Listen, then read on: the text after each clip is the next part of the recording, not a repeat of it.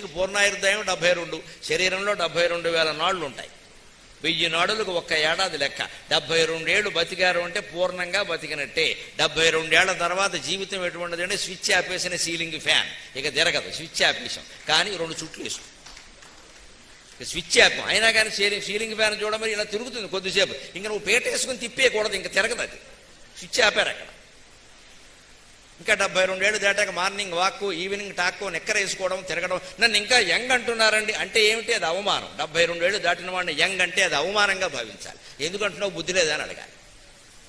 దాన్ని గొప్పగా చెప్పుకోవడం. ఇంకా యంగ్ లుకింగ్ అయ్యాయి, లుకింగ్లన్నీ బుకింగ్లన్నీ అయ్యాయి, యవ్వనంలో అయ్యాయి, చాలా బుకింగ్లు అయ్యాయి. ఇంకెందుకు లుకింగ్ బుకింగ్ పని లేక 72 ఏళ్ళు దాటిపోయావంటే మృత్యు ఘంటిక మోగిందన్నమాట. వేదాంతం నేర్చుకోవాలి, ఆత్మజ్ఞానం పొందాలి. ఆత్మజ్ఞానం పొందాలని తప్ప ఇంకా తొడలావుగా ఉందా మెడలావుగా ఉందా అని రోజు కొలుచుకోకూడదు. ఇంకా అప్పటికైనా ఆత్మజ్ఞానాన్ని గురించి ఆలోచించకపోతే ఎప్పుడు ఆలోచిస్తామండి? ఏ వయస్సుగా ముసరంటారు, మరి ముసలితనానికి ముసలు ఉండాలి కదా. అప్పుడు ఇంకా పొద్దున్న నడవడం, ఇంకా జిమ్ అనడం, జమ్ అనడం, ఆరోగ్యం కోసం జాగ్రత్త అనడం. ఎందుకు? నేను యువకులతో పోటీ పడతాను. ఎందుకు పడతావు? నీకు ఏమైనా శోభనమా? ఎక్కడ దేనికి పడాలి? యువకులతో పోటీ పడతావా? బుద్ధి లేదు. ఎందుకు పోటీ పడ్డావు? అవసరం ఏంటి? యువకులతో పోటీ పడుతున్నామంటే మనం ఉన్న స్థితిని అంగీకరించడానికి సిద్ధంగా లేవన్నమాట. జీవితంలో దుఃఖానికి మొత్తం ఇదే కారణం అండి. ఉన్న స్థితిని అంగీకరించం. మనం ఏదో కావాలని కోరుకుంటాం. ఖచ్చితంగా ఉన్నది ఉన్నట్టు అంగీకరించగలిగితే ప్రతి మానవుడు ప్రతి క్షణం సుఖంగా ఉంటాడు. ఉన్నదేదో అంగీకరించు.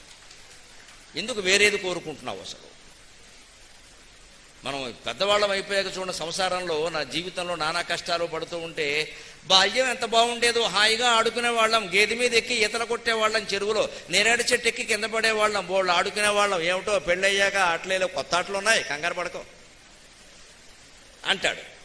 అటువంటిప్పుడు నిజంగా బాల్యం అంత ఆనందమైందైతే మనం ఒక పరీక్ష చేద్దామండి. బాల్యం అంత గొప్పదైతే మీరు బాల్యంలో ఉన్నవాడిని ఎవరన్నా పిలిచి నువ్వు ఆనందంగా ఉన్నవారంటే వాడేమంటే చచ్చిపోతున్నాం, చదువులు ఏదో చదువులు, హోంవర్క్లు, మాకేం లేదు ఇక్కడ. నేను మా నాన్నలా పెద్దాడిని అయిపోవాలి, ఏటీఎం కార్డు పట్టుకోవాలి, బ్యాంకులో గీకేయాలి, మొత్తం బండి వేసుకోవాలి, తిరగాలి. మరి వాడికి బాల్యం ఆనందంగా లేదు, మనం ఆనందంగా ఉంటున్నాం. ఏది ఆనందంగా ఉందండి? బాల్యమా యవ్వనమా? వాడు యవ్వనం కావాలంటున్నాడు. బాల్యంలో ఉన్నవాడు యవ్వనం కావాలంటున్నాడు, యవ్వనంలో ఉన్నవాడు మళ్ళీ బాల్యం కావాలంటాడు. అంటే ఏది ఆనందంగా ఉంది? ప్రపంచంలో ఏది ఆనందం కాదు, ఏది దుఃఖదాయకం కాదు. అంతా నీ దృష్టిని బట్టి ఉంటుంది. సరిగ్గా చూడగలిగితే ప్రతిదీ ఆనందమే, ప్రతిదీ ఆనందమే. అదే నిత్య జీవితంలో వేదాంతం.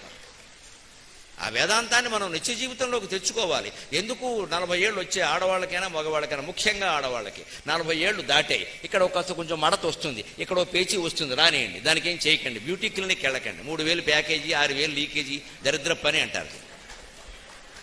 ఎందుకు వెళ్ళాలి? పని ఏంటి? అబ్బాయి ఎవరో కనిపించి ఆంటీ అనగానే అప్పుడే ఆంటీ అంటున్నారు అంటే ఏమైంది? ఆంటీ అంటే తప్పే ఉందమ్మా, యాంటీ అంటే తప్పు. కానీ అబ్బాయి వెంటనే వచ్చేసింది ఫీలింగ్. ఇక్కడ వెంటనే దీనికి ఏదో లీకేజీ ప్యాకేజీ, ఇక్కడ దోసకాయ ముక్క, ఇక్కడ ఆనపకాయ తొక్క, బ్యూటీ క్లినిక్ వెంటనే.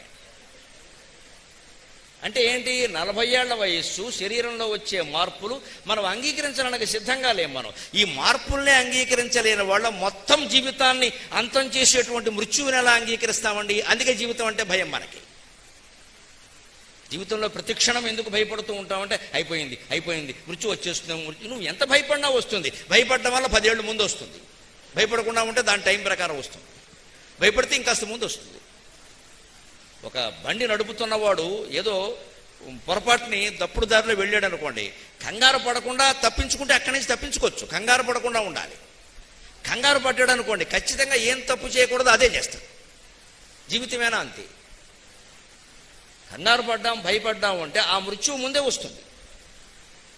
నువ్వు భయపడినా, కంగారు పడినా, ఏం చేసినా, 100 సత్యనారాయణ వ్రతాలు చేసినా, 100 సార్లు శ్రీశైలం శిఖరం చూసినా మృత్యువు తప్పదు అన్నప్పుడు దానికి భయపడాల్సిన పని ఏమిటి? ఎలాగూ తప్పదు కదా, భయపడితే ఆగుతుందా? అంచేత దానికి స్వాగతం చెబుదాం, హాయిగా అనుకోగలిగితే అది వెనక్కి వెళ్ళిపోతుంది. అది మనకి భయపడుతుంది. అమ్మో వీడు మృత్యు వచ్చినా భయపడడం లేదు, వీడిని మింగి ఉపయోగం లేదనుకో. అది జీవిత రహస్యం.